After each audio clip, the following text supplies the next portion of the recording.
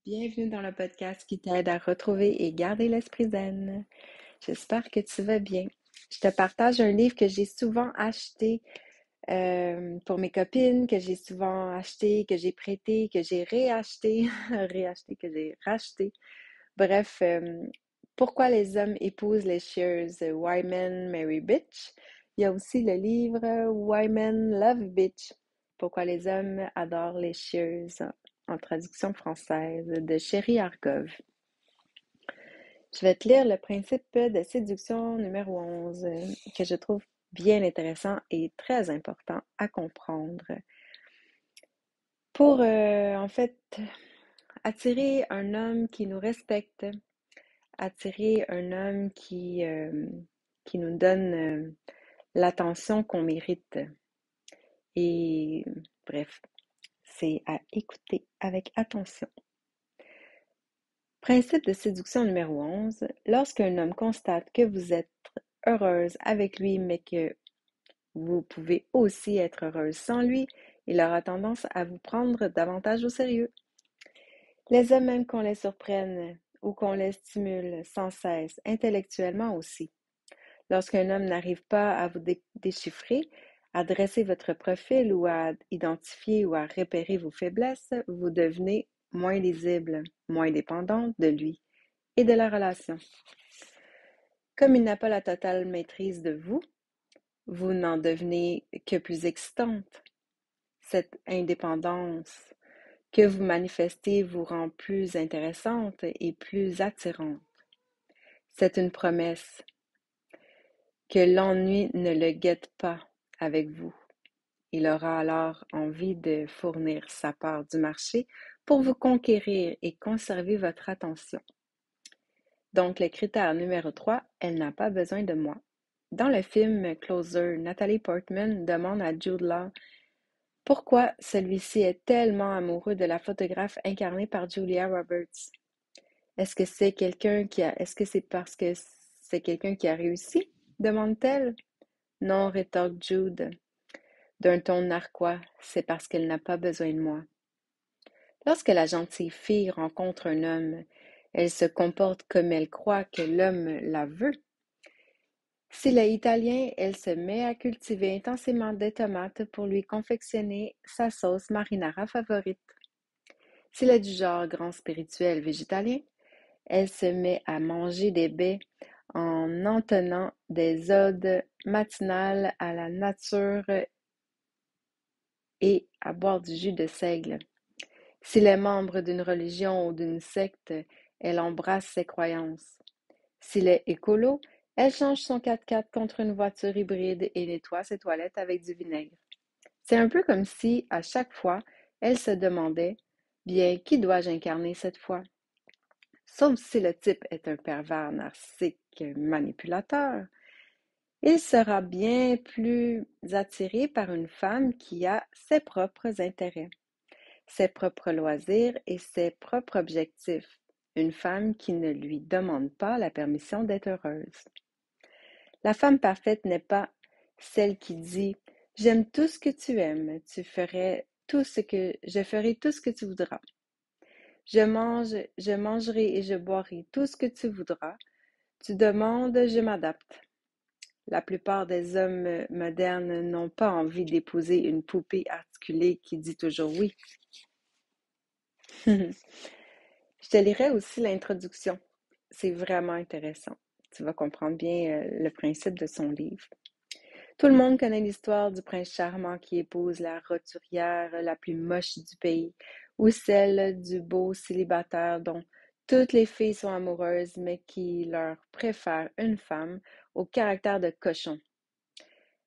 Le jour des noces, le type jubile comme s'il avait décroché le gros lot, alors que tout le monde pense que ce devrait être le contraire. Pendant le dîner, les parents et les amis s'étouffent à force de retenir d'exprimer tout ce qu'ils pensent tout bas, du genre qu'est-ce qu'il lui trouve ou qu'est-ce qu'elle a de plus que les autres. À la réception, les paris sont ouverts. Tu crois qu'elle est enceinte? Ne dirait-on pas qu'elle a du ventre, elle doit avoir un talent caché, un truc sexuel. Qu'est-ce que ça peut bien être? Ce dont il rêve, c'est d'entraîner le jeune marié dans un coin pour lui demander: il y a un truc que je ne comprends pas. Pourquoi épouses-tu une chieuse pareille? Pourquoi les hommes épousent les chieuses n'est pas simplement un manuel de plus pour trouver un mari. Loin de moi l'idée de vous laisser entendre que vous ne serez pas complète tant que vous n'aurez pas trouvé votre moitié. Au contraire, ce livre propose une approche centrée sur l'estime et la confiance en soi, afin afin de vous aider à comprendre ce qui incite la plupart des hommes à choisir d'épouser une femme plutôt qu'une autre, pour des raisons que les hommes développeront avec leurs propres mots. Pour moi, une chieuse n'est pas une femme cruelle ou méchante. C'est un clin d'œil satirique. Ne le prenez pas au pied de la lettre. Tout au long de ce livre, comme dans le précédent Pourquoi les hommes adorent les chieuses, j'utilise ce terme de façon ironique. La chieuse est une femme de caractère, compétente et efficace, qui a de la personnalité. Elle n'hésite pas à laisser de l'espace à son partenaire, car elle en a besoin elle aussi. Elle a d'autres aspirations et d'autres objectifs que de passer tout son temps avec lui. Elle sait ce qu'elle est prête à accepter ou non, et au moindre manque de respect, elle disparaît.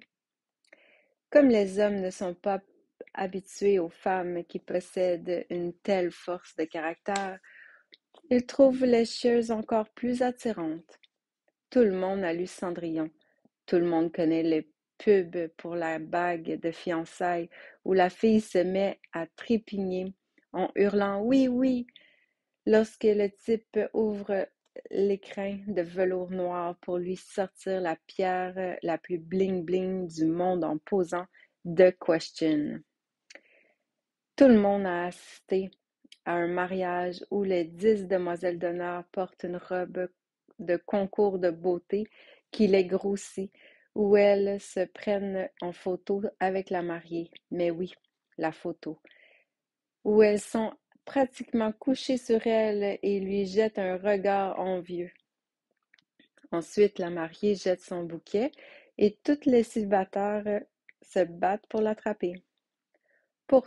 Pendant la réception, les mêmes célibataires réclament à corps et à cri le tube de Beyoncé qui dit que si tu as aimé, tu aurais dû lui passer la bague au doigt, en l'entonnant comme si c'était l'hymne national. Les hommes n'en perdent pas une miette. Ils voient que les femmes se comportent comme si le mariage était le Saint Graal, et cela ne fait que confirmer ce qu'ils ont toujours su. Le mariage n'est pas nécessairement synonyme d'amour. Les hommes ont le sentiment que les femmes, que ce que les femmes aiment, ce n'est pas le prince. Elles aiment le mariage pour lui-même ou pour ce qu'il représente, rêvant de leur château en Espagne et de la fin heureuse des contes de fées. Elles ne cherchent pas nécessairement un prince, d'ailleurs elles ne l'aimeront pas forcément. Le prince n'est pas que pour remplir une fonction. Tout cela influence le comportement des hommes dès le début de la relation, d'autant qu'ils tiennent à vérifier le plus tôt possible que la femme est intéressée par ce qu'ils sont vraiment. Pour un homme, s'engager avec une femme accro à l'idée du mariage, c'est un piège. Un homme, les hommes n'ont pas peur de s'engager, mais ils veulent aussi être aimés. Et ils veulent une femme qui souhaite les épouser pour les bonnes raisons. Une femme adulte qui sait se débrouiller et non pas une petite fille fragile qui rêve du prince charmant. S'il y a beaucoup de femmes qui restent assises au bord de la route en attendant l'apparition du carrosse, il y en a d'autres qui s'efforcent d'aller à la rencontre de celui-ci. Avant qu'un homme ne commence à penser mariage, il faut qu'il puisse se dire: ce serait formidable de passer ma vie avec elle. Elle m'aiderait à tenir le cap. Or, cela ne se produit jamais lorsque la femme se comporte comme si le mariage était un dû. Les hommes ne vous l'avoueront pas au fond d'eux. Ils savent que le mariage n'a rien à voir avec un beau petit écrin en velours. C'est pour cette raison que j'ai écrit ce livre, pour partager avec vous mes observations sur les hommes et ce qu'ils m'ont confié. Dans les différents chapitres, vous apprendrez ainsi pourquoi les hommes ont besoin de savoir que vous n'êtes pas comme les autres femmes. C'est lorsqu'ils se posent des questions à votre sujet que le type commence à se dire que ce serait un privilège de passer sa vie à vos côtés. Vous découvrirez également ce à quoi ils s'attendent de la part des autres femmes et comment vous devez vous comporter pour emporter la palme. Ce livre n'est pas tant le fruit de mon expérience directe. Il ne s'agit pas d'une autobiographie que le résultat d'informations glanées au fil des centaines d'heures d'interviews au cours desquelles les hommes se sont confiés en toute franchise. Ceux-ci n'ont pas hésité à dévoiler les secrets qu'ils sont généralement les seuls à connaître. Que ce soit sur un parcours de golf ou autour de quelques bières dans un bar, les hommes se racontent un tas de choses sur les femmes, leur relation avec elles et oui, sur le mariage. Comme j'ai accepté de préserver leur anonymat, ils m'ont fourni toute la documentation top secret que je cherchais, et bien plus encore. L'intrigue, le mystère, le suspense, l'excitation des rencontres, tout cela reste cependant bienveillant. Ce qui m'intéresse, c'est ce qui fait que les relations saines et équitables conservent leur petite étincelle ou le prince ou le piment ou leur piment dans la durée. Dans les chapitres suivants, vous découvrirez aussi que lorsque les hommes constatent que vous voulez vous marier à tout prix et que vous vous mettez en quatre pour leur plaire, ils en déduisent souvent que vous n'êtes pas suffisamment intéressante pour aller plus loin. Vous apprendrez pourquoi tous vos efforts ne débouchent pas sur l'amour et l'attention que vous espériez, et pourquoi la seule manière de gagner leur respect est de se montrer indépendante et pugnace. Ce livre n'est pas uniquement destiné aux femmes qui rêvent d'être conduites à l'autel, il s'adresse aussi aux femmes mariées qui veulent pimenter leur quotidien, ainsi qu'à celles qui préfèrent demeurer célibataires. Son seul objectif est de vous aider à ravir le cœur et le respect de votre partenaire afin de disposer des moyens de choisir l'issue qui vous convient. Si vous êtes déjà avec un homme avec lequel vous envisagez de passer le reste de votre vie, vous apprendrez à modifier votre approche de manière à ce qu'il vous considère comme la femme de sa vie. Avant de commencer, je dois aussi vous avertir, ce livre n'est pas un ouvrage où tout le monde est beau et gentil. Ce n'est pas non plus un livre du genre. Dorloter l'enfant qui est en vous. Je m'occuperai de l'enfant qui est en moi dès qu'il sera assez grand pour bosser et payer les factures.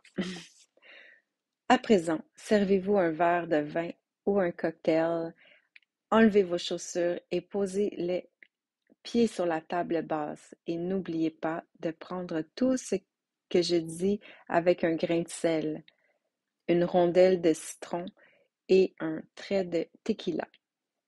Note: tout au long de ce livre, les prénoms ont été modifiés pour préserver l'anonymat des pas toujours si innocents hommes qui ont dévoilé leurs pensées. C'est vraiment, wow, un livre extraordinaire pour la femme d'aujourd'hui. Je peux aussi vous lire le sommaire pour vous donner une petite idée. Définition de la femme de caractère. Critère numéro 1, elle a confiance en elle. Critère numéro 2, elle est intéressante. Critère numéro 3, elle n'a pas besoin de moi. Ce que je vous ai lu tout à l'heure. Laissez-le courir après vous jusqu'à ce que vous l'attrapiez. Déjouer sa tactique, comment maintenir sa curiosité. Le soleil se lève et se couche dans son caleçon. Mieux vaut aller lentement mais sûrement. Jouer la carte de la féminité. Le pays des merveilles, dans le feu de l'action. Avertissement à l'intention des hommes. Après l'amour, le cri de la victoire. Résister aux tests infligés par les hommes. Reprenez le contrôle de vos émotions. Test numéro 1. Il essaie de vous rendre jalouse d'une autre femme. Test numéro 2. Il oublie de vous appeler, arrive en retard ou prend ses distances d'une façon ou d'une autre. Test numéro 3. Il a un comportement déplacé pour voir comment vous réagissez. Test numéro 4. Il pousse les limites pour voir jusqu'où il peut aller. Apprenez à vous servir de ce que vous savez sur lui. Les cordons de la bourse, la chasse au bon parti, la reconnaissance, le chemin qui mène à son cœur. Vivre ensemble, le mariage forcé. Pénétrer dans le monde des hommes, informations hautement confidentielles fournies par mes agents doubles. Question numéro 1. Les hommes font-ils croire aux femmes qu'ils veulent s'investir dans une relation ou se marier pour obtenir certains bénéfices sexuels? Question numéro 2. Comment décriviez-vous une femme sûre d'elle, une chieuse, par rapport à une femme qui manque d'assurance? Question numéro 3. Comment une femme peut-elle savoir si elle perd son temps? Question numéro 4. Quels sont les secrets des hommes en matière de sexe? Question numéro 5. Pourquoi les hommes testent-ils les femmes? Le font-ils délibérément? Question numéro 6. De quoi les hommes ont-ils secrètement peur? Question numéro 7. Comment une femme peut-elle raviver la flamme lorsque celle-ci vacille? Question numéro 8. Comment une femme peut-elle savoir si un homme l'aime vraiment et envisage envisager une relation à long terme? Fac des lecteurs, folle de lui, ferrez-le avec un zeste d'indifférence. Le passage à l'acte, obtenir une demande en mariage, changer l'image que vous avez de vous. Annexe, les 100 grands principes de séduction et remerciement. Voilà. Et derrière le livre, ça dit le mode d'emploi pour trouver et garder le grand amour sans perdre son âme. Vous désirez avoir enfin une relation durable avec un homme? Chéri Argov explique point par point ce qu'il faut faire pour transformer une relation occasionnelle en une véritable histoire. Pour qu'il vous aime vraiment, vous pensez que vous devez jouer la gentille fille qui accourt quand on la siffle. Vous croyez qu'il faut être entièrement dévoué pour qu'ils aient envie de passer plus qu'une semaine avec vous? C'est tout le contraire. Soyez vous-même, soyez forte, gardez intact votre caractère, faites-vous respecter. Bref, soyez une chieuse, tout en lui donnant l'impression que c'est lui qui vous a conquis. Il ne pourra que succomber. Sur le ton de l'humour et de la confidence entre copines, l'auteur révèle comment mettre les hommes à vos pieds et pourquoi pas pour la vie. Alors, on garde l'esprit zen et ça nous fait une belle lecture. À bientôt!